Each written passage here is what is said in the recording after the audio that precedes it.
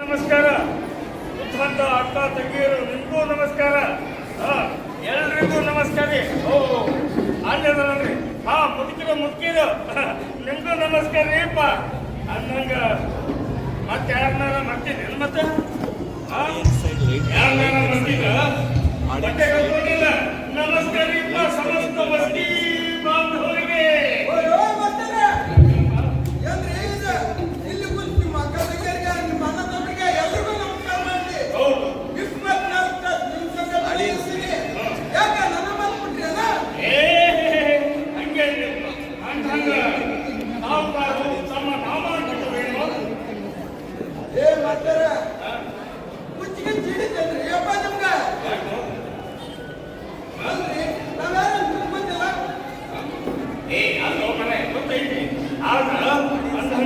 ನಾವು ಕೇಳಬೇಕು, ಯಾಕಂದ್ರ ಸಮಸ್ತ ಮಸ್ತಿ ಮಾಡುವವರಿಗೆ ನಾವು ಯಾರು ಅಂತ ಗೊತ್ತಾಗಬೇಕಲ್ಲ. ಅದ್ಕ ಕೇಳ್ತಾ ಇರೋದು ಹೇಳು. ತಾವುದಾರು ತಮ್ಮ ನಾಮಾಂಕಿತವೇನು? ತಾವುದಾರು ಅಂದ್ರ ಇಲ್ಲಿ ಜನ ತಪ್ಪು ತಿಳ್ಕೊಂಡಾರ. ರಾತ್ರಿ ಆತಂದ್ರ ದಾರುದ ಅಂತೆಲ್ಲ ಹಂಗ ಕೇಳಿಸ್ತೈತಿ. ಇಲ್ಲಿ ಜನ ತಪ್ಪು ತಿಳ್ಕೊಂಡಾರ. ಈಗ ಅದಕ್ಕೆ ಬಂದ್ರಿ ಅದನ್ನ ಅರ್ಥ ಹೇಳ್ರಿ. ನಾನೆಲ್ಲ ಹೀಗೆ ಹೇಳ್ಬೇಕು ಮರ ಅಲ್ಲ. ಅದನ್ನೆಲ್ಲ ದಾರುತ ಅನ್ನೋದು ಹೇಳಿದ್ರ ಈ ಜನ ನಮ್ಮ ನೋಡಿ ನಗುತ್ತಾರ ಅಷ್ಟೇ. ಅದಕ್ಕೆ ಈಗ ಹೇಳು. ತಾವುದಾರು ತಮ್ಮ ನಾಮಾಂಕಿತವೇನು ಅನ್ನಂಗ್ ಬಿಡು. ನಾನೇ ಹೇಳ್ಬಿಡ್ತೀನಿ. ಹೇಳ ಕೇಳಿಸ್ಕೊಂಡ ನೋಡ್ರಪ್ಪ, ಸಮಸ್ತ ಮಸ್ತಿ ಬಾಂಧವರೇ, ನಾನು ಗುರು, ನನ್ನ ಪಟ್ಟ ಶಿಷ್ಯ ಇವ. ನಾವಿಲ್ಲಿ ಬಂದಿರೋ ಉದ್ದೇಶ ಏನಪ್ಪ ಅಂದ್ರೆ ಒಂದು ನಾಟಕ ಮಾಡಿ ತೋರಿಸೋದಕ್ಕೆ ಅಂತ ನಿಮ್ಮ ಮುಂದೆ, ನಿಮ್ಮ ಊರಿಗೆ, ನಿಮ್ಮ ಜಗದಲ್ಲಿ ಬಂದು ನಿಂತೀವಿ ಅಷ್ಟೇ. ನಾಟಕ ಯಾವುದು ಅಂತಂದ್ರೆ ಇದ್ಯಾವುದು ರಾಮಾಯಣ ಮಹಾಭಾರತದ ಕಥೆಯೇ ಅಲ್ಲ. ಹಂಗಂಗ ನಿಮ್ಮ ನಡುವಿನ ಕಥೆ ಅಂತೂ ಅಲ್ಲೇ ಅಲ್ಲ. ಹೇಳ್ತೀನಿ ತಡ್ಕೊಳಪ್ಪ. ಅವ್ರಿಗಿಂತ ನಿನಗೆ ಬಹಳ ವಿಶೇಷ ಅಲ್ಲ. ಹೇಳ್ತೀನಿ ಸರಿ.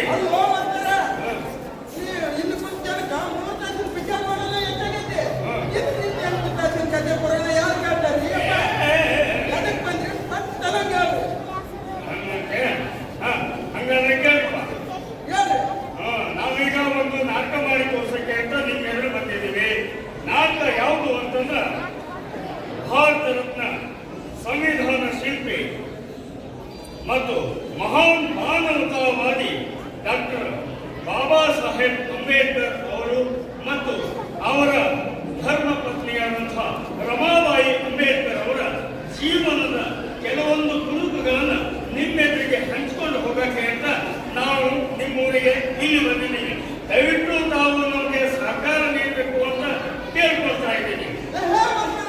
ಇದು ಬಾರಿ ಆಯ್ತು ನೋಡ್ರಿ. ಹೌದಾ?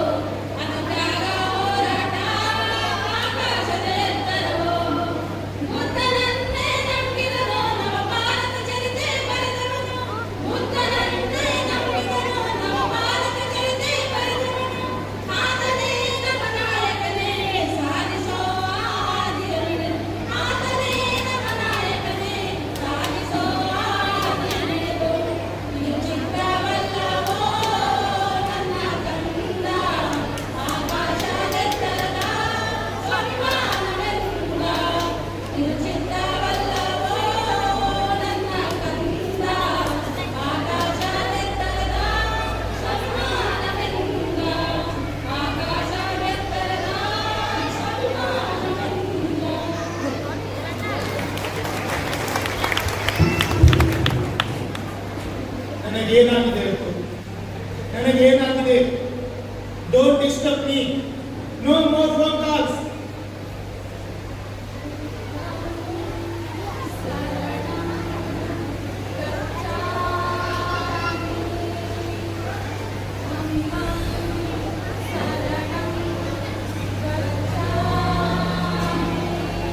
ನನಗೇನಾಗಿದೆ ಗೊತ್ತು?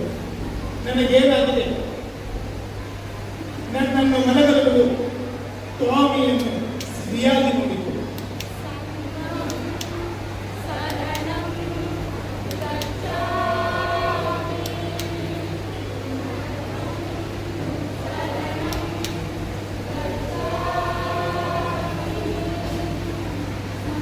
ಸ್ವಲ್ಪ ನೀಡಿ, ನನಗೂ ಸ್ವಲ್ಪ ಅವಕಾಶ ಮಾಡಿಕೊಡಿ.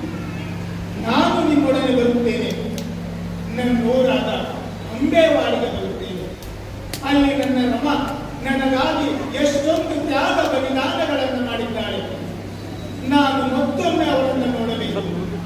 ನಾನೂ ನಿಮ್ಮೊಡನೆ ಬರುತ್ತೇನೆ.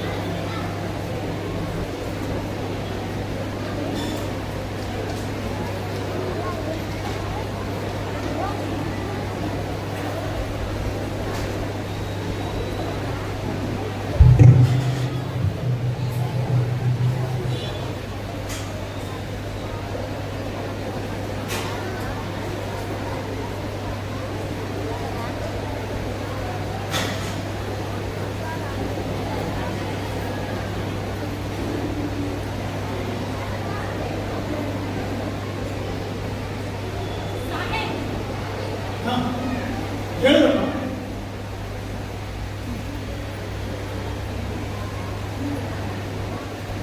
ಸಾಹೇಬ್ರ, ನಿಮಗೊಂದು ಮಾತು ಕೇಳಿದೇನ್ರಿ? ಹೇಳಿದ್ರಮ್ಮ. ಸಾಹೇಬ್, ನೀವಿನ್ನೂ ಕಲಿಬೇಕಂತ ಅನ್ಕೊಂಡಿರಿ? ಹಾ, ಅಂದ್ರೆ ಸಾಹೇಬ್ರ, ಈಗಾಗಲೇ ನೀವು ಯಾರು ಕಲಿಲಾರ್ದಷ್ಟು ಕಲ್ತಿರಿ. ಯಾವ ಸಮಾಜ ನೀವು ಅಕ್ಷರ ಕಲಿಯಕ್ಕೆ ನಿರ್ಬಂಧ ಮಾಡಿದ್ರು, ಇವತ್ತು ಅದ್ರ ಸಮಾಜದಲ್ಲಿ ನೀವು ಯಾರು ಕಲಿಲಾರ್ದಷ್ಟು ಕಲ್ತಿರಿ ಅಂತ ಸಾಮಾನ್ಯ ಮಾತಲ್ರಿ. ನೀವು ಕಲ್ತಿರಿ, ಸಾಧಿಸಿ ತೋರಿಸಿದ್ರಿ, ಸಾಕಲ್ಲ ಏನು? ಸಾಹೇಬ್, ಇನ್ನು ನೀವು ಕಲಿಯುವಂಥದ್ದು ಏನಿದೆ ಅಂತ ನನಗೆ ತಿಳಿಯುವಂದ್ರಿ. ಬ್ರಹ್ಮ, ಮನುಷ್ಯ ಸಾಯೋ ತನಕ ಕಲಿತೊಂತಾನೆ ಇರಬೇಕಾಗ್ತದೆ. ಶಿಕ್ಷಣದ ಪೂರ್ಣ ವಿರಾಮ ಅನ್ನೋದು ಇರೋದಿಲ್ಲ ನೋಡು. ಕಲಿಯೋದು ಅಂದ್ರೆ ಎಲ್ಲರೂ ಮರಿಬೇಕಂತ ಏನಿಲ್ರಿ. ನೀವು ಹೊರಗೆ ಹೋಗ್ತೀರಿ, ಕೆಲಸ ಮುಗಿಸ್ಕೊಂಡು ಹೋಗಿ ರೂಮ್ದಾಗ ಹೋಗಿ ಓದ್ಕೊಂತ ಬರ್ಕೊಂತ ಕೂತ್ರಿ. ಮನೆಯೊಳಗೆ ಏನೈತಿ ಏನಿಲ್ಲ ಅಂತ ಯಾವತ್ತಾದ್ರೂ ಕೇಳಿರೇನ್ರಿ? ಬ್ರಹ್ಮ, ಅದು ಎಲ್ಲ ನೋಡ್ಕೊಳ್ಳೋಕೆ ನೀ ಅದಿಯಲ್ಲ. ನಮ್ ಲಗ್ನಾಗಿದ್ದು ಹೊಸದಾಗ ಭಾವವನ್ನು ಮಾತು ಹೇಳಿದ, ನಿನಗೆ ನೆನಪಿರ್ಬೇಕಲ್ಲ. ನೆನಪತ್ರಿ ಸಾಹೇಬ, ಮಾವನ ಹೇಳಿದ ಮಾತನ್ನ ನಾ ಮರ್ತಿಲ್ರಿ. ಏ ಬೋರಿ, ಈ ಕಿಚ್ಚ ಹಚ್ಕೊಂಡು ಹೃದಯನ ನೀವು ಬಹಳ ಸಂಪಾದಿಸ್ಬೇಕು ಅಂತ ಹೇಳಿದ್ರು. ಹಾಗೆ ನಾ ಸಂಪಾದಿಸಿಲ್ಲ ಅಂತೀರೇನು? ಈ ಕಿಚ್ಚ ಹಚ್ಕೊಂಡು ಹೃದಯನ ಎಷ್ಟು ಅಂತ ತಣ್ಣಗೆ ಮಾಡಿನ. ಬ್ರಹ್ಮ, ನೀ ಎಲ್ಲ ತಿಳಿದಾಗಿ ಓದೋದು ಬರೆಯೋದು ಅಂದ್ರೆ ನನಗೊಂದು ಚಟ ಅಂತ ಹೇಳಿ, ಹುಚ್ಚಂತ ಹೇಳಿ. ಹೌದು, ನಾ ಪುಸ್ತಕದ ಹುಚ್ಚಡಿಸ್ಕೊಂಡವ. ಅಕ್ಷರ ಕಲಿಯಂತ ಅಡ್ಡಿ ಮಾಡಿದ ಮಂದಿ ಮುಂದನ ತಲೆ ಎತ್ತಿ ನಿಲ್ಬೇಕು. ಜಗತ್ನಾಗ ಎಷ್ಟು ಮಂದಿ ಕಲ್ತಾರ ಅವರೆಲ್ಲರಿಗಿಂತ ಹೆಚ್ಚು ಕಲಿಬೇಕು. ಇದನ್ನ ಚಟ ಅಂತ ಹೇಳಿ, ಇಲ್ಲ ಹುಚ್ಚಂತ ಹೇಳಿ. ಸಾಹೇಬ್ರ, ನನಗೊಂದು ಹಠನೋ ಚಟನೋ ನನಗಿಂತ ಏನು ತಿಳಿಯೋದಿಲ್ಲ. ಮನೆಯಾಗಿನ ಮಕ್ಕಳು ಬರೀ ನೋಡ್ಕೊಳಕನ ಆಗಿದ್ರಿ.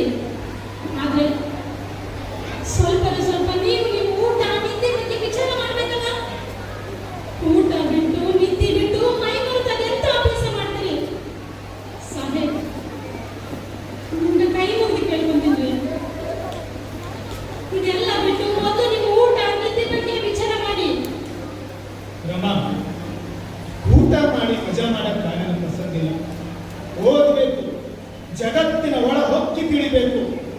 ಕತ್ತಲ್ದಾಗಿರೋ ನಮ್ಮ ಮಂದಿನ ಬೆಳಕಿನ ಕಡೆ ತರಬೇಕು. ಶೋಷಣೆ ಮಾಡೋ ಮಂದಿಗೆ ತಕ್ಕ ಪಾಠ ಕಲಿಸ್ಬೇಕು. ಇದು ನಾ ಸಣ್ಣ ವಿದ್ಯಾರ್ಥಿನಿಂದ ನನ್ನ ಕನಸೈತಿರಮ್ಮ, ನನ್ನ ಕನಸೈತಿ. ಹೌದ್ರಿ ಸಾಹೇಬ್ರ, ನೀವು ನಿಮ್ ಕನಸಷ್ಟ ಮಾಡ್ಕೊಂಡ್ರಿ. ಯಾಕ್ರಿ ನಮಗೂ ಕನಸಿರೋದಿಲ್ಲ? ಮೊದಲು ನೀವು ಬೇರೆ ದೇಶಕ್ಕೆ ಹೋದಾಗ ನಾ ಏನ ಕತ್ತಿದ್ದೆ ನಿಮ್ಗ, ಈಗ ಮತ್ತೆ ಬೇರೆ ದೇಶಕ್ಕೆ ಹೋಗಾಕ ತಯಾರಿ ನಡೆಸಕತ್ತೀರಿ. ಸಾಹೇಬ್, ಇದಕ್ಕೆ ನನ್ನ ತಕರಾರ್ ಐತಿ ನೋಡ್ರಿ, ನನ್ನ ತಕರಾರ್ ಐತಿ. ನಮ್ಮ ಹುಚ್ಚಿನಂಗ ಮಾತಾಡಬೇಡ. ನನ್ನ ಅಭ್ಯಾಸ ಇನ್ನೂ ಪೂರ್ಣ ಆಗಿಲ್ಲ. ಈ ಸಲ ಹೋದಾಗ ಪ್ಯಾರಿಸ್ ಪದವಿ ಪಡ್ಕೊಂಡು ಬರ್ತೀನಿ. ಅಲ್ಲಿವರೆಗೂ ನನಗೆ ನೆಮ್ಮದಿ ಇಲ್ಲ, ನೆಮ್ಮದಿಯಿಂದ ಬದುಕೋಕ್ಕೂ ಆಗಲ್ಲ. ಸಾಹೇಬ್ರ, ಯಾಕೆ ಇಷ್ಟೊಂದು ಹಠ ಮಾಡಕತ್ತೀರಿ? ಈಗ ಏನ್ ನಾವು ಆರೋಗಿಲ್ಲ? 4.5 ಪಗಾರ ತರ್ತಾ ಇದ್ದೀರಿ ನೀವು. ಇದರಲ್ಲಿ ನಾವು ರಾಜರ ಗಿಡಕ್ಕೆ ಬರೋದಿಲ್ಲನ್ರಿ. ಹೌದು ರಮ್ಮ, 450 ರೂಪಾಯಿ ಪಗಾರ ಸಿಗ್ತೈತಿ. ಇದ್ರ ರಾಜನಂಗೆ ಇರ್ಬೋದು, ಆದ್ರೆ ನನಗ ಹೋಗೋ ಹಂಬಲ ಭಾಳ ಐತಿ. ಅದಕ್ಕ ಮನಿ ನಡೆಸಕ್ಕ 100 ರೂಪಾಯಿ ಕೊಟ್ಟು ಉಳಿದ ದುಡ್ಡನ್ನ ಓದೋಕನ್ನ ಜಮಾ ಮಾಡಕತ್ತೀನಿ. ಇದು ಎಲ್ಲ ನೀ ಅರ್ಥ ಮಾಡ್ಕೋತೀಯ ಅಂತ ಅನ್ಕೊಂಡಿದ್ದೆ. ಬೇರೆ ಮಂದಿ ಅಂತೂ ಇದೆಲ್ಲ ಅರ್ಥ ಮಾಡ್ಕೊಳ್ಳ. ನೀನು ಹೀಗೇನಾ ರಮ್ಮ? ನೀ ಜೀವನದಾಗ ಬಹಳಷ್ಟು ನೊಂದಿ ಅಂತ ನನಗೆ ಗೊತ್ತೈತಿ. ಹಂಗಂತ ನಾನು ಯಾರಿಗೂ ಬಿದ್ದಿಲ್ಲ. ನಾನು ಬಹಳಷ್ಟು ನೊಂದಿನಿ. ನನ್ನೆದಗೂ ದಿನಾ ಬೆಂಕಿ ಸುಟ್ಟೈತಿ. ಸಾಹೇಬ್ರ, ನನಗೆ ಗೊತ್ತೈತ್ರಿ, ನಿಮ್ಮ ಮನಸ್ಸು ನೋಯಿಸ್ಬೇಕಂತ ನಾನು ಹಿಂಗೆ ಮಾತಾಡಿಲ್ರಿ. ಮನ್ಯಾಗ ಚಲೋ ಇದ್ರ ಮಂದಿನೂ ಚಲೋ ಇರ್ತಾರ, ಆದ್ರೆ ಜನಗಳು ಚಲೋ ಇರ್ಬೇಕಲ್ಲ. ನೀವು ಈ ಸಮಾಜ ಸೇವೆ ಮಾಡ್ತೀರಿ. ಈ ಸಮಾಜದಲ್ಲಿ ನಿಮ್ಮ ಹೆಂಡತಿ, ಮಕ್ಕಳು, ನಿಮ್ಮ ಅಣ್ಣ ತಮ್ಮಂದ್ರು, ನಿಮ್ಮ ಬಂಧು ಬಳಗ ಐತಂತ ಯಾಕೆ ನೀವು ಬರ್ತೀರಿ? ನಾನು ಒಬ್ಬಾಕಿ ಈ ಸಮಾಜಕ್ಕೆ ಒಂದು ಹೆಣ್ಣು ಅಂತ ನಿಮ್ಗೆ ಅನ್ಸೋದಿಲ್ಲೇನ್ರಿ? ನನ್ನ ಮನೆ ಚಲೋ ಇರಬೇಕು, ನನ್ನ ಮಕ್ಕಳು ಚಲೋ ಇರ್ಬೇಕನ್ನ ಆಶೆದಾಗ ಏನಾದ್ರು ತಪ್ಪೈತನ್ರಿ ಸಾಹೇಬ್? ಹೇಳ್ರಿ, ನನ್ನ ಪ್ರಶ್ನೆಗೆ ಉತ್ತರ ಕೊಡ್ರಿ. ರಮ್ಮ, ನಿನ್ನ ಪ್ರಶ್ನೆಗೆ ನನ್ನ ಉತ್ತರ ಇಲ್ಲ. ಆದ್ರೆ ನಿನ್ನ ನೋವು ಏನು ಅಂತ ನನಗೆ ಅರ್ಥ ಆಗ್ತೈತಿ. ನೀ ಸಾಮಾನ್ಯ ಅಲ್ಲ. ನಿನ್ನ ಜಗಳಗಳು ಬರೇ ಜಗಳ ತರೋದಿಲ್ಲ, ಅವು ನನ್ನ ಬುದ್ಧಿಗೆ ಸಾಣೆ ಹಿಡಿತವ್ರಮ್ಮ. ನೀ ನನ್ನ ಗುರು ಇದ್ದೀರಮ್ಮ, ನನ್ನ ಗುರು ಇದ್ದೀರಿ. ಸಾಹೇಬ್, ಈ ಹೋರಾಟ ಚಳವಳಿಗಳು ಇವೆಲ್ಲ ನಮಗೆ ಬೇಕೇನ್ರಿ? ನಮ್ಮ ಹೋರಾಟ ಅನ್ನುವಂಥದ್ದು ಒಮ್ಮೆ ಮಾಡಿ ಕೈ ತೊಳ್ಕೊಂಡು ಬಿಡುವಂಥದ್ದಲ್ಲ. ನಾ ಈಗಲೇ ಹೋರಾಟ ಶುರು ಮಾಡೀನಿ. ಹೋರಾಟದ ಬೀಜ ಬಿತ್ತೀನಿ, ಅದು ಮೊಳಕೆ ಹೊಡಿಬೇಕು, ಗಿಡ ಹಾಕ್ಬೇಕು, ಮರ ಹಾಕ್ಬೇಕು, ಹೆಮ್ಮಾರವಾಗಿ ಬೆಳಿಬೇಕು.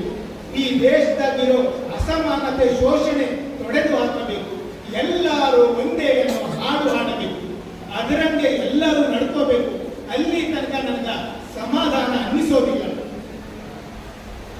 ಸಾಹೇಬ್, ನಿಮಗಿರೋ ಈ ಸಮಾಜದ ಕಾಳಜಿ ಬಗ್ಗೆ ನನಗೆ ಗೊತ್ತೈತ್ರಿ. ಆದ್ರೆ ಯಾವ ಕ್ಷಣದಲ್ಲಿ ಏನಾಗ್ತದೆ ಅಂತ ದಿನ ಕಳವಳದಾಗಿರ್ತೀನಿ ನಾನು. ಸಾಹೇಬ್ರ, ಒಬ್ಬ ವ್ಯಕ್ತಿ ಒಳ್ಳೇದ್ ಮಾಡ್ತಾನಂದ್ರೆ ಈ ಸಮಾಜದಾಗಿನ ಕೆಲ ಮಂದಿ ಅಡ್ಡ ಬರ್ತಾರೆ. ಒಳ್ಳೇದಾಗ್ಬಾರ್ದಂತ ಕಿಡಿಗೇಡಿಗಳು ಏನು ಮಾಡಕ್ಕೂ ತಯಾರಾಗಿ ಕೂತಿರ್ತಾರೆ ಸಾಹೇಬ್ರ. ಅದಕ್ಕೆ ನನಗೆ ಬಹಳ ಅಂಜಿಕೆ ಬರಾಕತ್ತೈತ್ರಿ. ರಮ್ಮ, ಅಂಜಿ ಮನೆ ಕುಂತ್ರ ಇನ್ನಷ್ಟು ಅನಿಸ್ತಾರೆ.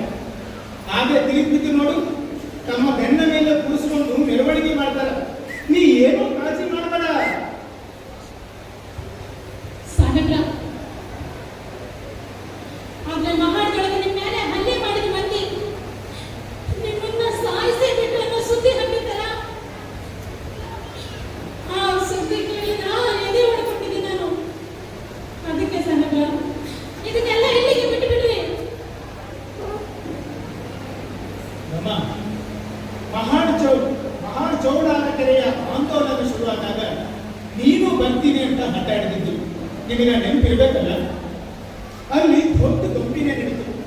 ಸಣ್ಣವರು, ದೊಡ್ಡವರು, ಮುದುಕರು ಅಂದೆ ಎಲ್ಲರ ಮೇಲೆ ಹಲ್ಲೆ ಮಾಡಿದ್ರು. ನನಗೂ ಹೊಡೆತ ಬಿತ್ತು ಅಂತ ನಾ ಹಿಂದೆ ಸರಲಿಲ್ಲ.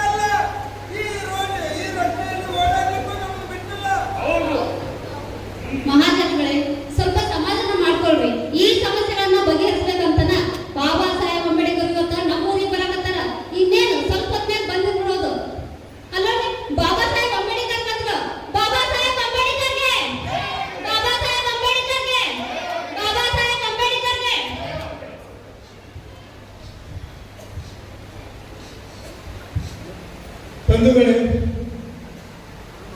ಇವತ್ತಿನ ದಿನ ನಾವು ಮಹಾನ್ ಚೌಡಾರ ಕೆರೆಯ ನೀರನ್ನು ಕುಡಿಯಲು ಹೊರಡುತ್ತಿದ್ದೇವೆ. ಯಾರಾದರೂ ಏನಾದರೂ ಅಡ್ಡಿಪಡಿಸಿದರೂ ಯಾರೂ ಹೆದರಬೇಡಿ, ನಾನು ನಿಮ್ಮ ಜೊತೆ ಇದ್ದೇನೆ. ಈಗ ಯಾರಿಗಾದರೂ ಏನಾದರೂ ಹೇಳುವುದೆಂದರೆ ನಿಮ್ಮ ಅಭಿಪ್ರಾಯ ಹೇಳಬಹುದು.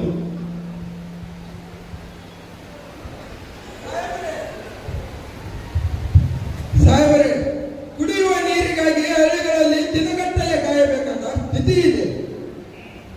ಹಾಗೆ ನಮಗೆ ಅಡಿಗೆ ಮಾಡಿಕೊಳ್ಳಲು ಪದಾರ್ಥಗಳನ್ನು ಕೊಡದೆ ನಮ್ಮನ್ನು ಉಪವಾಸ ಕೆಡುತ್ತಿದ್ದಾರೆ ಸಾಹೇಬ್ರೆ.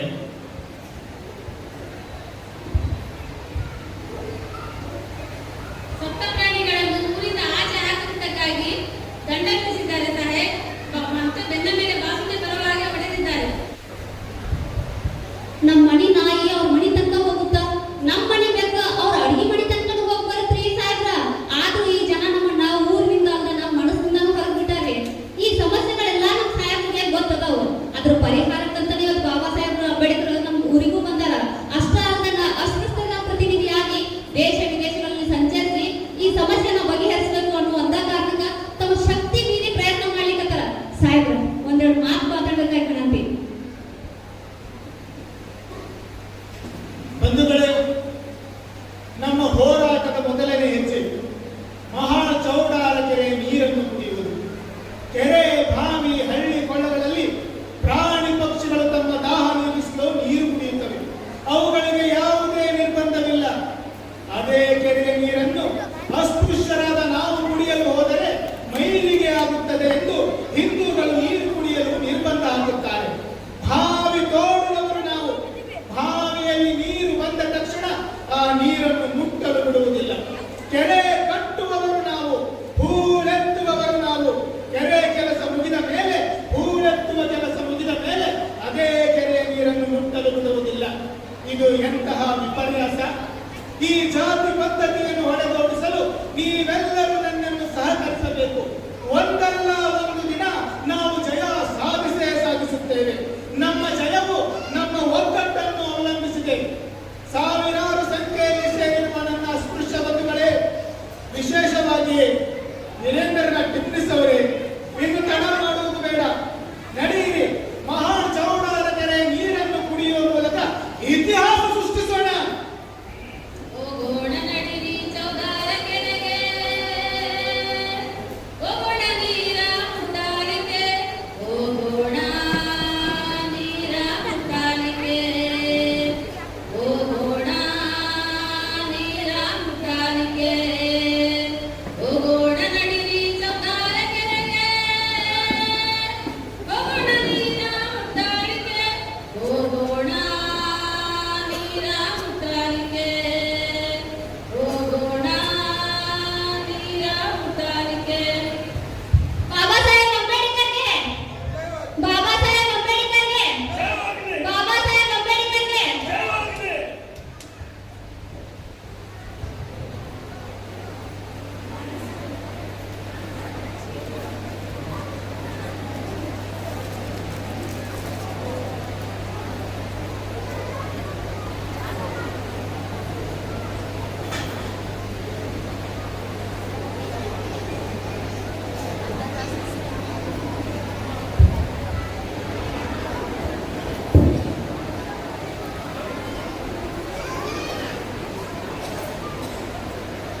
ನಮ್ಮ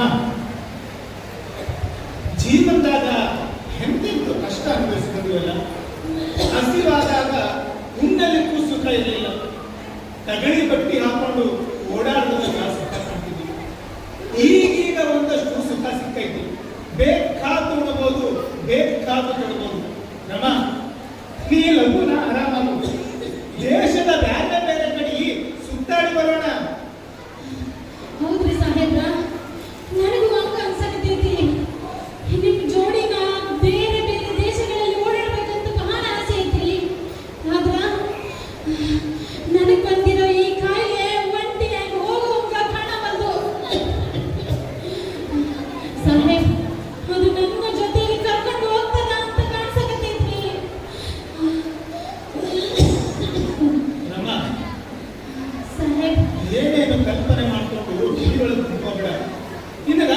ಆಗೋದಿಲ್ಲ. ಅಮ್ಮ, ಒಂದು ಮಾತು ನೆನಪಿದೆಯಾ? ಯಾವುದು ಸಾಹೇಬ್ರ?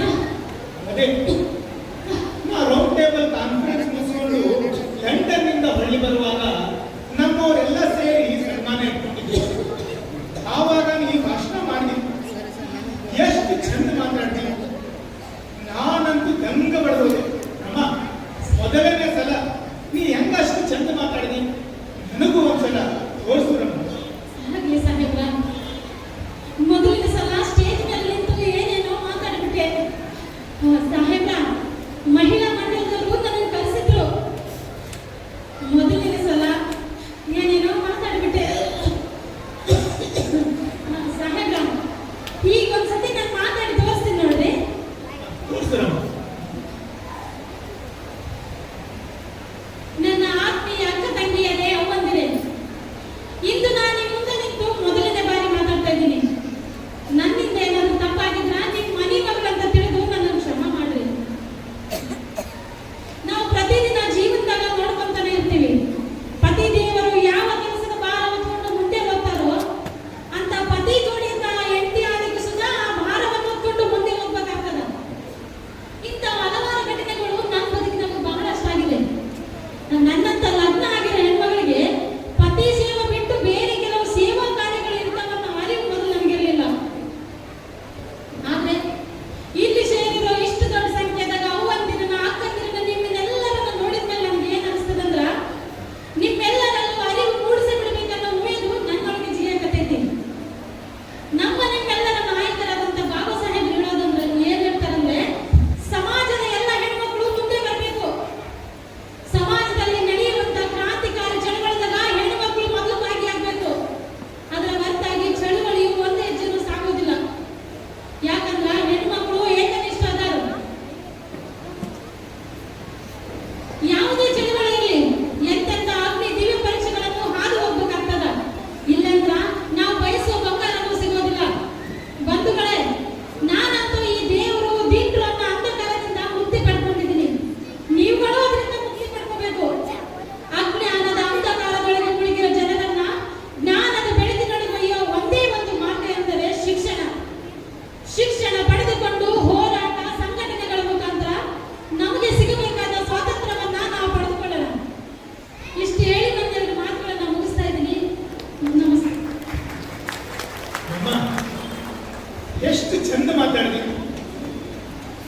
ಸಾಹೇಬ್ರ, ಇದೆಲ್ಲ ನೀವು ನನಗೆ ಕಲಿಸ್ಕೊಟ್ಟಿರೋ ಪಾಠ.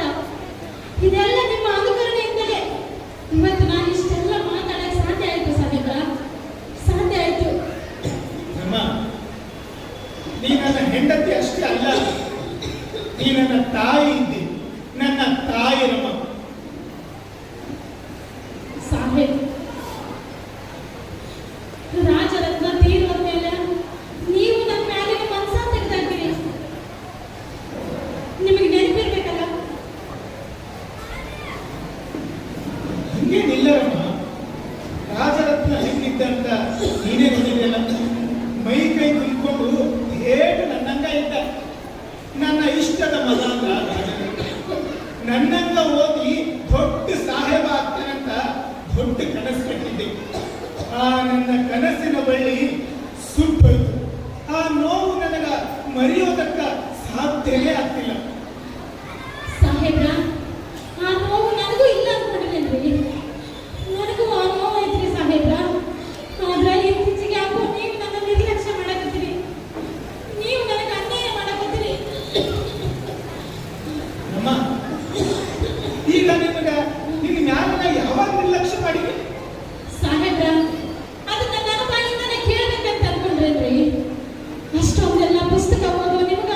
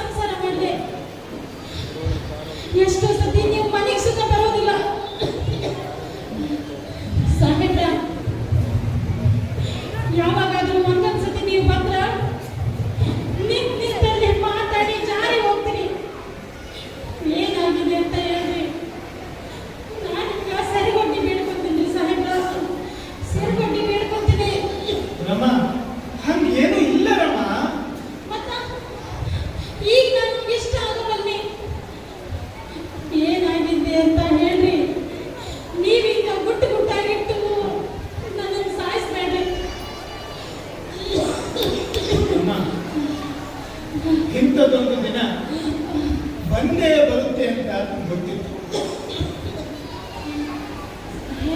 ನಿನಗ ನನ್ನ ವರ್ತನ ಮೇಲೆ ಸಂಶಯ ಬರಕತ್ತದೆ. ಅದ್ರಾಗ ನಿನ್ ಏನೂ ತಪ್ಪಿಲ್ಲ. ತಪ್ಪು ಯಾವ್ದೈತ್ರಿ ಸಾಹೇಬ್ರ? ಇಬ್ಬರದು ತಪ್ಪಿಲ್ಲ. ಸಾಹೇಬ್ರ ಮಾತನಾಡಿ ತಪ್ಪಿಸ್ಬೇಡ್ರಿ. ಇಬ್ಬರಿಗೂ ತಪ್ಪಿಲ್ಲ ಅಂದ್ರೆ ಮತ್ತಾಗಿರ್ತದ್ರಿ? ಹೇಳಿ ಸಾಹೇಬ್ರ, ನನಗೇನಾಗಿದೆ ಅಂತ ಹೇಳಿ.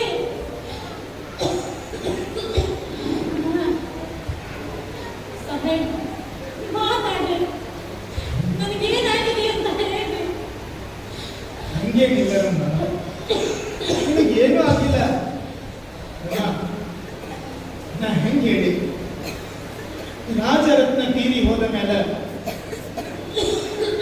ನೀ ಬಹಳ ಅಜಾಲ ಬೀಳಕತ್ತೀನಿ. ಡಾಕ್ಟರ್ ಹತ್ರ ಕರ್ಕೊಂಡು ಹೋದೆ. ನಿನ್ನನ್ನು ತಪಾಸಣೆ ಮಾಡಿದ ಡಾಕ್ಟರ್ ನನ್ನನ್ನು ಕರೆದು ಬ್ಯಾರಿಸ್ಟರ್, ನಿಮ್ಮ ಹೆಂಡತಿ ಇನ್ನೂ ಅಷ್ಟು ದಿನ ನಿಮ್ಮ ಜೊತೆ ಇರಬೇಕು ಅಂದ್ರೆ ಇನ್ನು ಮುಂದೆ ಅವರು ತಾಯಾದಂಗ ನೋಡ್ಕೋಬೇಕು. ಅವರನ್ನ ಸಂಭಾಳಿಸೋ ಜವಾಬ್ದಾರಿ ನಿಂದು. ಹೌದು ನಮ್ಮ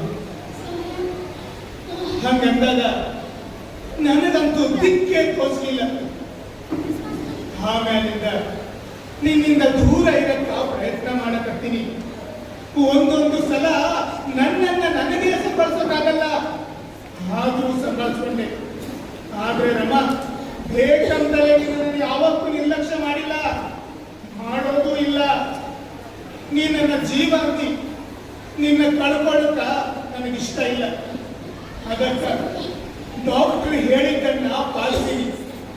ಸಾವು ಅನ್ನೋದು ನಿನ್ನ ಹತ್ತಿರ ಬರಬಾರ್ದು ರಮ, ಬರಬಾರ್ದು. ಹೌದು ರಮ,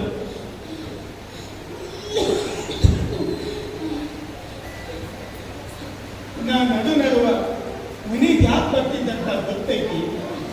ನಿನ್ನ ಮುಖ ನೋಡ್ಲಿಲ್ಲ ಅಂದ್ರ ನನಗ ಸಮಾಧಾನ ಆಗ್ತಿರ್ಲಿಲ್ಲ. ಅದಕ್ಕ ಎಲ್ಲ ಕೆಲಸ ಅಲ್ಲೇ ಬಿಟ್ಟು ದೌಡಾಯಿಸಿ ಬರ್ತಿದ್ದೆ.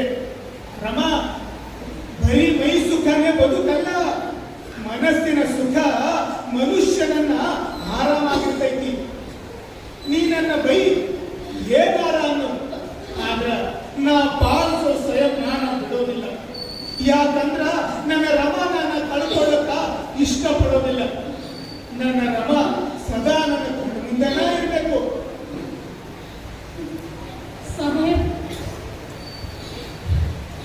ನೀವು ನನ್ನ ಮೇಲೆ ಇಟ್ಟಿರೋ ಪ್ರೀತಿಗೆ ನಾನು ಏನ್ ಮಾತಾಡ್ಬೇಕಂತ ನಾನು ತಿಳಿಯುವಂತು ಸಾಹೇಬ್ರ. ತಪ್ಪೆಲ್ಲ ನಂದೆ. ವಿಷಯ ಏನು ಅಂತ ತಿಳಿದೆ ನಿಮ್ಗೇನೇನೋ ಅಂದ್ಬಿಟ್ಟೆ. ಖರೆ ಅಂದ್ರ ನೀವು ನನ್ನ ದೇವರು ಸಾಹೇಬ್ರ. ಆ ದೇವ್ರಿಗಿಂತಲೂ ನೀವು ದೊಡ್ಡವರು ಸಾಹೇಬ್. ನನ್ನ ಕ್ಷಮಿಸ್ಬಿಡ್ರಿ. ಕ್ಷಮಿಸುವಂತ ತಪ್ಪು ನೀನೇನೂ ಮಾಡಿಲ್ಲ.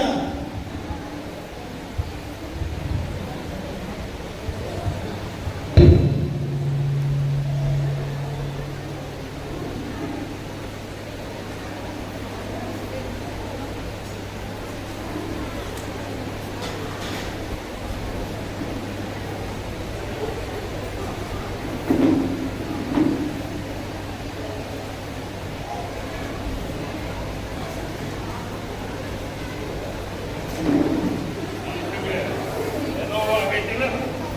ಕರೆ ಮಾಲೀಕ್.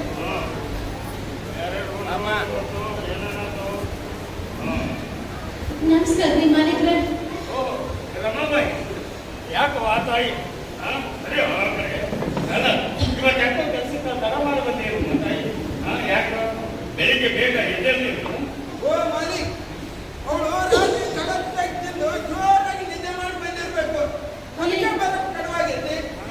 ಅಯ್ಯೋ, ಹಂಗೇನಿಲ್ರಿ ಮಾಲೀಕ್ರೆ. ಈಗೀಗ ನನ್ನ ಮೈಯಾಗ ಬಹಳ ಆರಾಮಿಲ್ರಿ ಮಾಲೀಕ್ರೆ. ಅದಕ್ಕೆ ಬರಕ್ ಸ್ವಲ್ಪ ತಡ ಆಗೈತೆ ಅಷ್ಟ. ನೋಡುವ ತಾಯಿ ರಮಾಬಾಯಿ, ನೀನು ನಾನು ಹೊರ ಹುಟ್ಟಿದ ತಂಗಿ ಇದ್ದಂಗೆ. ಆದ್ರೆ ನೀ ನಿನ್ನ ಆರೋಗ್ಯ ಹಾಳು ಮಾಡ್ಕೊಂಡು ಕೆಲಸ ಮಾಡೋದು ನನಗಂತೂ ಇಷ್ಟ ಇಲ್ಲ. ಅದಕ್ಕೆ ನೀವು ಒಂದಿಷ್ಟು ದಿನ ಮನೆಯಾಗಿರು, ಔಷಧಿ ತಗೋ, ಆರಾಮಾದ ಬಳಿಕ ಕೆಲಸಪ್ಪ. ಏನು ಮಾಡ್ತೀನಿ? ಮಾಲೀಕರೇ, ನನ್ನ ಮೈಯಾಗ ಆರಾಮಿಲ್ರಿ, ನಡೀತೈತಿ. ಮನ್ಯಾಗ ಸಣ್ಣ ಸಣ್ಣ ಮಕ್ಕಳು ಅದರ್ರಿ. ನಮ್ಮ ಜೀವನ ನಡಿಬೇಕಂದ್ರ ನಾನು ಈ ಕೆಲಸ ಮಾಡ್ಲೇಬೇಕ್ರಿ ಮಾಲೀಕ್ರ. ಈ ಕೆಲಸ ನಾನು ಮಾಡ್ಲೇಬೇಕು. ಮಾಲೀಕ್, ಇವಳು ಹಿಂಗೆ ಕೆಮ್ಮು ನಗಡಿ ಜ್ವರ ಅಂತ ನಮ್ಮ ಜೊತೆ ಕೆಲ್ಸಕ್ಕೆ ಬಂದ್ರೆ ಇವಳಿಗೆ ಬಂದಿರೋ ರೋಗನ ನಮಗ್ ಬರ್ತದೆ. ಮೊದಲು ಈ ಕೀಳು ಜಾತಿ ಅವಳ ಕೆಲಸದಿಂದ ತೆಗೆದಾಕಿ, ಇಲ್ಲ ಅಂದ್ರೆ ನಾವೆಲ್ಲ ಸೇರಿ ಕೆಲಸ ಬಿಡ್ಬೇಕಾಗ್ತದೆ. ಅಂದಾಗ ತಾಯಿ ರಮಾಬಾಯಿ ನೋಡಮ್ಮ, ನನ್ನ ಹತ್ರ ಒಂದಿಷ್ಟು ಹಣ ಅದ. ದಯವಿಟ್ಟು ಬೇಡ ಅನ್ಬೇಡ, ಇದು ನಿಂತ್ಕೋ, ಮದುವೆ ಒಳಗೆ ಆರಾಮ್ ಮಾಡು, ಆಮೇಲೆ ಕೆಲಸಪ್ಪ.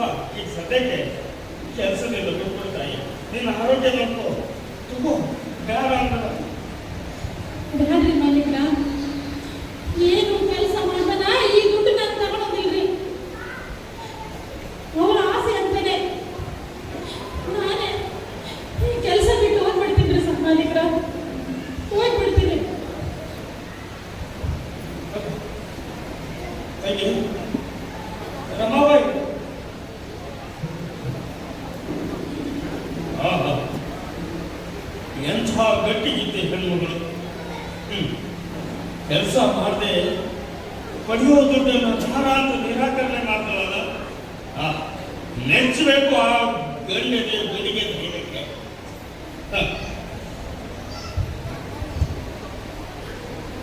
ನಡಿ.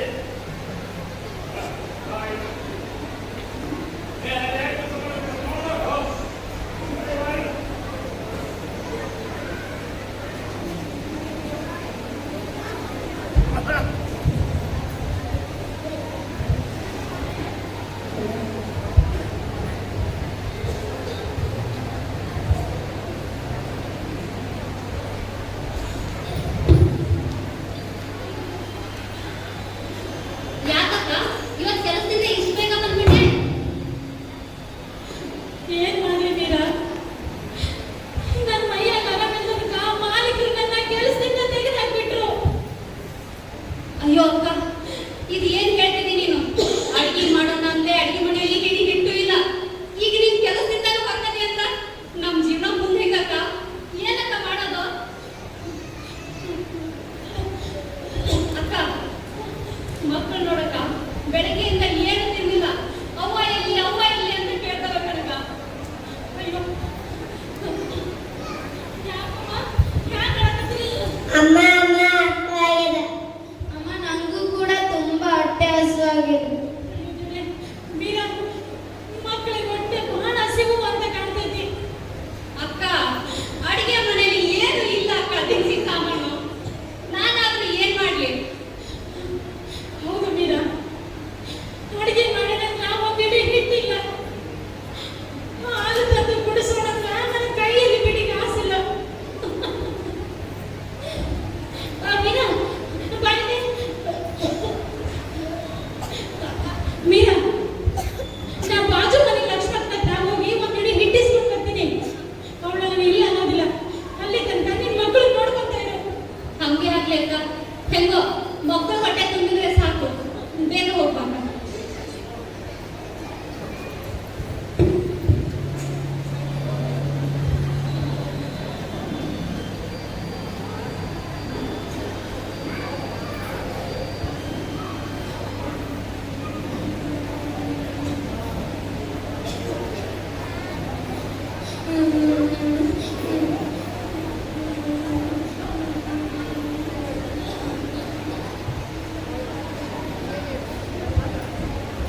ಅಕ್ಕ, ಇದೇನಕ್ಕ ನಮ್ ಜೀವನ? ಇದು ಏನ್ ಮಾಡ್ತಿದ್ಯ ಅಕ್ಕ ನೀನು?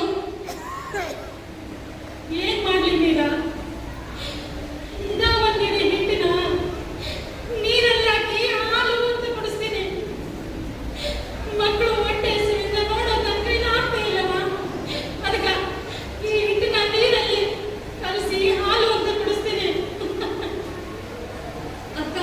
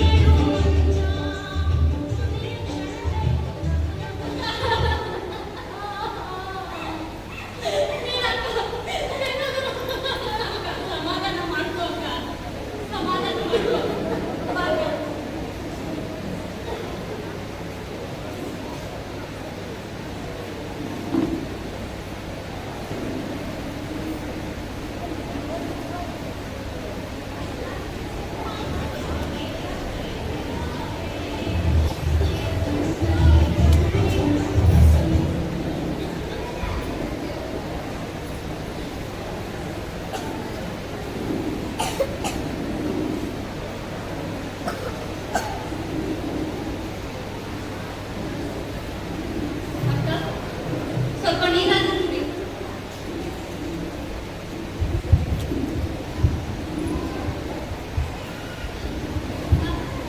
ಹಿಂಗ್ ಹಗಲು ರಾತ್ರಿ ಅಂತ ನಾವು ಊಟ ಇಲ್ದ ನಿದ್ದೆ ಇಲ್ದ ಕುಂದ್ರ ನಿನ್ನ ಆರೋಗ್ಯದ ಗತಿ ಏನಾಗುತ್ತ? ಸಮಾಧಾನ ಮಾಡ್ಕೋಕ. ಅಮ್ಮ ಯಾಕಮ್ಮ ಈ ಕಣ್ಣೀರು? ಮೀರ, ನಾನು ಹೆಂಗೆ ಸಮಾಧಾನ ಮಾಡ್ಕೊಂಡಿರ್ಲಿ? ನಾನು ಹೆಂಗೆ ಸಮಾಧಾನ ಮಾಡ್ಕೊಂಡಿರ್ಲಿ? ನನ್ನ ಜೀವನದಲ್ಲಿ ಎಲ್ಲರೂ ಕಳಕಳನೆ ಆಗಿದ್ದೀರಾ? ಅಕ್ಕ, ಯಾರ ಕವಣೆ ಬರದಲ್ಲಿ ಇಷ್ಟು ದಿನ ಅಂತ ಬರ್ತಿತ್ತು ಅದು ಅಷ್ಟೇ ದಿನ ನಡೆಯೋದು ಅಕ್ಕ. ಎಲ್ಲ ಭಗವಂತನ ಲೀಲೆ. ಸಮಾಧಾನ ಮಾಡ್ಕೋ ಅಕ್ಕ. ನೀ ಸಮಾಧಾನ ಮಾಡ್ಕೊಳ್ಳಿಲ್ಲ ಅಂದ್ರೆ ಮುಂದೆ ನಮ್ಮ ಜೀವನದ ಗತಿ ಹೆಂಗ? ಬಾ ಅಕ್ಕ, ಸಮಾಧಾನ ಮಾಡ್ಕೊ.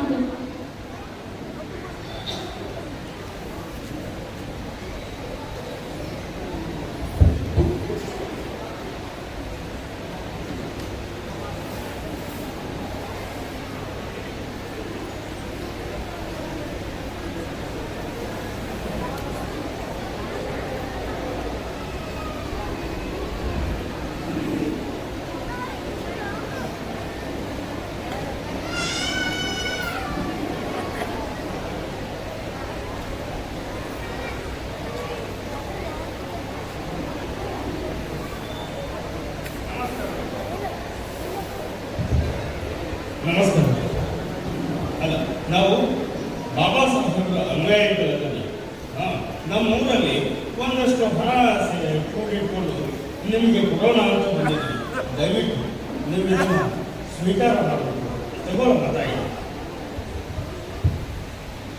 ಈ ನಿಮ್ಮ ಸಹಾಯಕ ನೀವು ಬಾಬಾ ಸಾಹೇಬ್ರಲ್ಲಿ ಇಟ್ಟಿನ ಅಭಿಮಾನಕ್ಕ ನಾನು ಯಾವಾಗಲೂ ನಿಮ್ಮ ಚಿರಋಣಿಯಾಗಿರ್ತೀನಿ. ಬಾಬಾ ಸಾಹೇಬ್ರು ತಿಂಗಳ ರೊಕ್ಕ ಕಳಿಸ್ತಾರ. ಈ ರೊಕ್ಕ ನಮ್ಗೆ ಬೇಡ. ಯಾವ್ದಾದ್ರು ಅನಾಥಾಶ್ರಮ ಕೊಟ್ಟು ಬಿಡಿ. ಅನಾಥಾಶ್ರಮ ಕೊಡಿ. ಇಂಥ ಕಷ್ಟದ ಪರಿಸ್ಥಿತಿಯಲ್ಲೂ ಇದನ್ನು ಬೇಡ ಅನ್ಬೇಡ ತಾಯಿ. ತಗೊಳ್ಳಿ, ದಯವಿಟ್ಟು.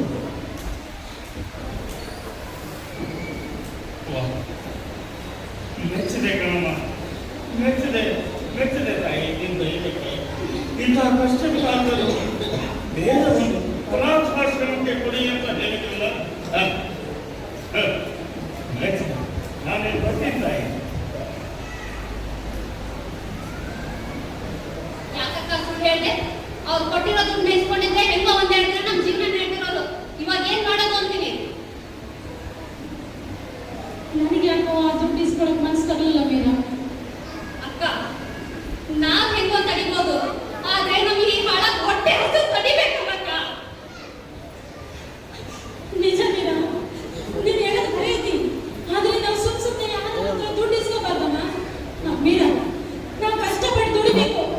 ಎಷ್ಟೇ ಕಷ್ಟ ಬಂದ್ರು ಕಷ್ಟಪಟ್ಟು ದುಡ್ಡು ಸಂಪಾದನೆ ಮಾಡ್ಬೇಕು. ಮೀರಾ, ನೀ ಏನ್ ಚಿಂತೆ ಮಾಡ್ಬೇಡ. ನನ್ಗೊಂದು ವಿದ್ಯೆ ನೆನಪಿಗೆ ಬಂದಿತ್ತು ನೋಡು. ಯಾವ್ದಕ್ಕ ಅದು? ಕಷ್ಟ ಕಾಲದಲ್ಲಿ ಹೆಂಗ್ ಬದುಕ್ಬೇಕಂತ ನಮ್ಮ ಆಯಿ ನನಗೆ ಹೇಳ್ಕೊಟ್ಟಿದ್ರು. ಏನ್ ಹೇಳ್ಕೊಟ್ಟಿದ್ರು ಆಯಿ? ಅಂತದೇನಿಲ್ಲ ಮೀರಾ, ಮುಂಜಾನೆ ಬೇಗ ಎದ್ದೇಳ್ಬೇಕು. ಎಣ್ಣೆ ಹಿಡಿಬೇಕು. ಎಣ್ಣೆ ಹಿಡಿದು ಕುಳ್ಳು ತಟ್ಟಿ ಅದನ್ನ ಊರು ತಿರುಗಿ ಕುಳ್ಳು ಬೇಕೆಂದ್ರವ ಕುಳ್ಳು ಬೇಕೆಂದ್ರವ ಕುಳ್ಳು ಅಂತ ಮಾರೋದಷ್ಟೇ ಮೀರಾ. ಆಗ್ಲಿ ಅಕ್ಕ, ನೀ ಹೆಂಗ್ ಹೇಳ್ತೀಯೋ ಹಂಗಾಗ್ಲಿ. ಒಟ್ನಲ್ಲಿ ನಮ್ ಜೀವನ ಚಂದ ಆದ್ರೆ ಸಾಕು. ಆಯ್ತು ಮೀರಾ, ನೀನ್ ನನ್ ಜೊತೆ ಬಾ. ಹಾ ಅಕ್ಕ, ನಾ ಯಾವಾಗ್ಲೂ ನಿನ್ ಸಾಥ ಇದ್ದೇ ಇರ್ತೀನಿ. ಬಾ, ನಡಿ ಹೋಗೋಣ.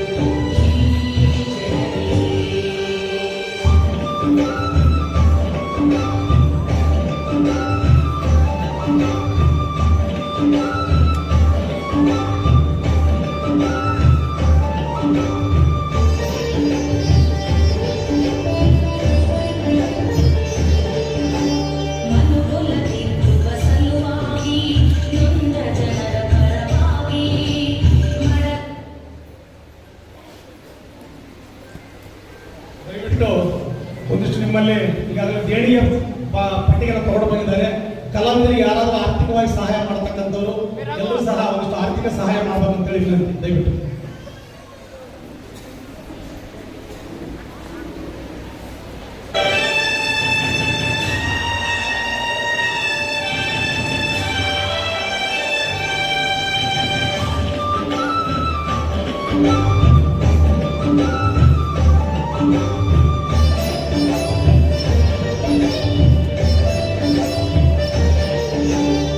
ಚಿಕ್ಕ ವಯಸ್ಸಿಗೆ ಮದುವೆಯಾಗಿ ಕಷ್ಟ ಸುಖ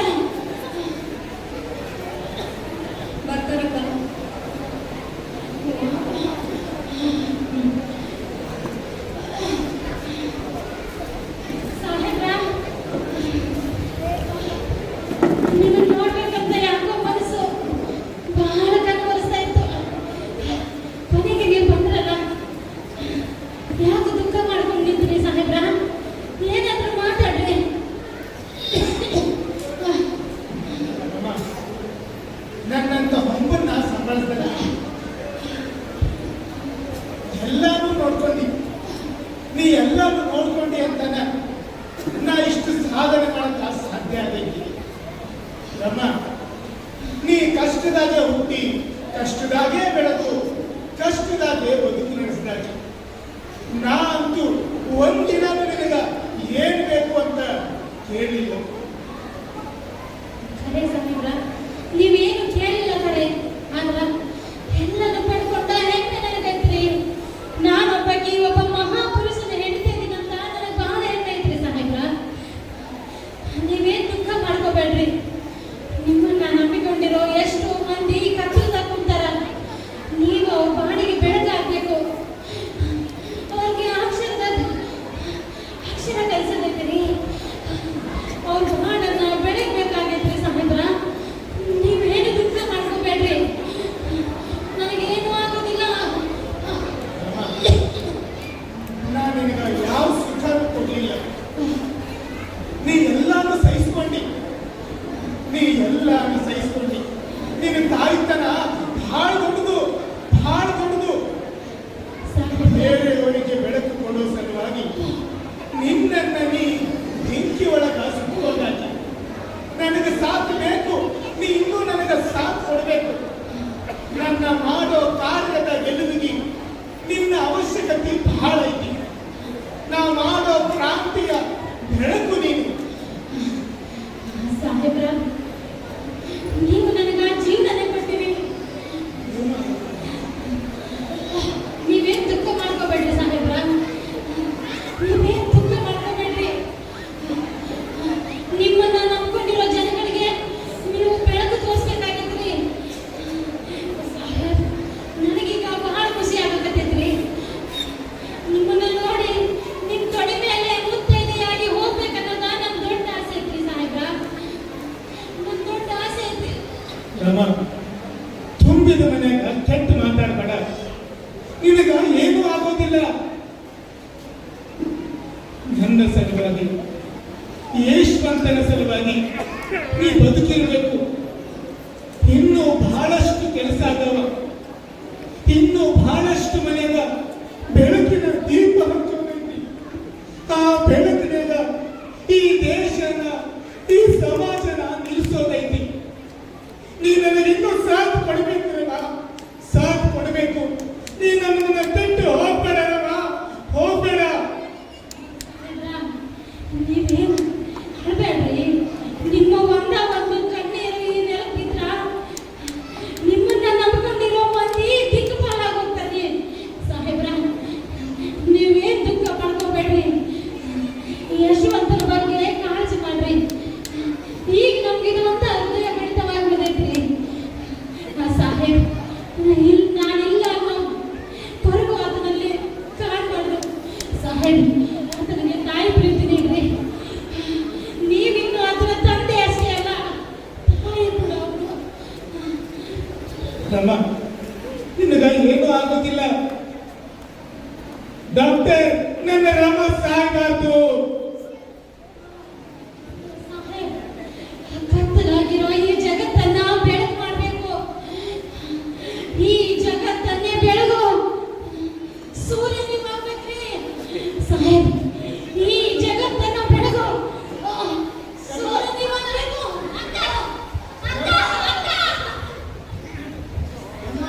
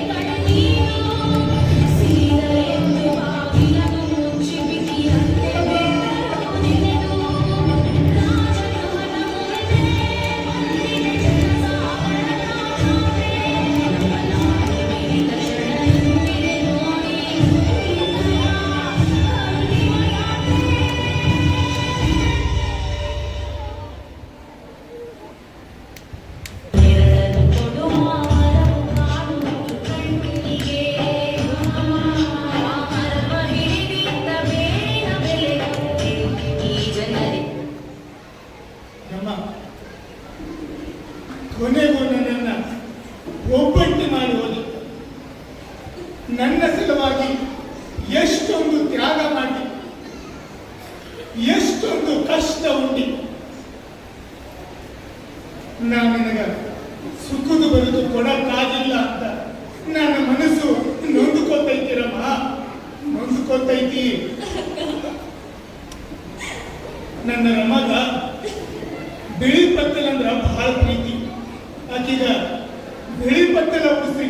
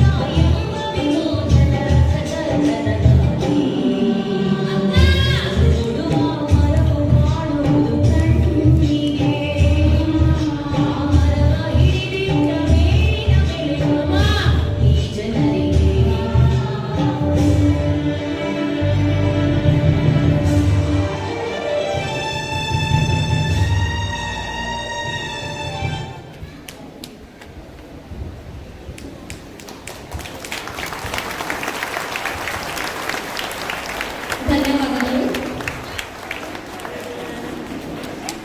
ನಿಜವಾಗ್ಲೂ ನನಗೆ ಬಹಳ ಖುಷಿ ಅಂತ ಆಗತ್ತೆ. ಯಾಕಂದ್ರೆ ನಾವು ಡ್ರಾಮಾ ಸ್ಟಾರ್ಟ್ ಮಾಡೋಕ್ಕಿಂತ ಮುಂಚೆ ಹೇಳಿದ್ವಿ ಮೊಬೈಲ್ಗಳನ್ನ ಸೈಲೆಂಟ್ ಹಾಕ್ರಿ ಮತ್ತು ಫ್ಲೈಟ್ ಮೋಡಿಗೆ ಹಾಕ್ರಿ ಅಂತೇಳಿ. ನಾನಂತೂ ಅಬ್ಸರ್ವ್ ಮಾಡತ್ತೀನಿ, ನಾಟಕ ಸ್ಟಾರ್ಟ್ ಆದಾಗಿಂದ ಯಾವುದೇ ಒಂದು ರಿಂಗ್ಟೋನ್ ಕೂಡ ನಮಗೆ ಕೇಳಿಲ್ಲ. ಈ ತರ ಪ್ರೋತ್ಸಾಹ ಆಯ್ತಂದ್ರೆ 1 ತಾಸು ಹಾಕಿ ಇನ್ನ 2-3 ತಾಸು ಮಾಡ್ತೀವಿ ನಾವು. ನಿಮ್ಮ ಸೈಲೆನ್ಸ್ ನಮ್ಮ ಇವತ್ತು ಈ ನಾಟಕ ಕಾರಣ ಅಂತ ಹೇಳ್ಕೊತೀನಿ. ಮೊದಲನೇದಾಗಿ ಪರಿಚಯ ಮಲ್ಲಿಕಾ ಧಾರವಾಡ, ರತ್ನಪ್ರಭಾ ಮಾನ್ವಿ, ಸಾಯಿ ಚೈತನ್ಯ ಗುಲ್ಬರ್ಗ, ರೇಣುಕಾ, ಸಚಿನ್ ವೀರ್ ಮಾನ್ವಿ, ಭೈರವ ಎಂ ಪೂಜಾರಿ ಕಲಬುರಗಿ, ಪದ್ಮಾ ಕೋಟ, ಪ್ರದೀಪ್ ಬೆಳಕಿ ಕಲಬುರಗಿ, ವೀರೇಶ್ ಆನೆವಾಸೂರು. ಇಲ್ಲಿಯವರೆಗೆ ಮಸ್ಕಿಯ ಎಲ್ಲ ಪ್ರೇಕ್ಷಕರು ಮಕ್ಕಳು ತಾಯಿತು ಈ ರಮಾಬಾಯಿಯ ತ್ಯಾಗ ಬಲಿದಾನದ ಅವರು ಆ ಕನಸನ್ನು ಕಟ್ಟಿಕೊಂಡು ತಮ್ಮ ಜೀವನದಲ್ಲಿ ಅಳವಡಿಸಿಕೊಳ್ಳುವ ಜೊತೆಗೆ ಈಗ ಈ ನಾಟಕ ಬಗ್ಗೆ ಇಬ್ಬರು, ಈ ಕಡೆ ಒಬ್ಬರು ಮಹಿಳೆಯರು, ಈ ಕಡೆ ಒಬ್ಬರು ಪುರುಷರು ಒಂದೆರಡು ಅನಿಸಿಕೆಯನ್ನು ಹೇಳಿಕೆ ಈ ನಾಟಕವನ್ನು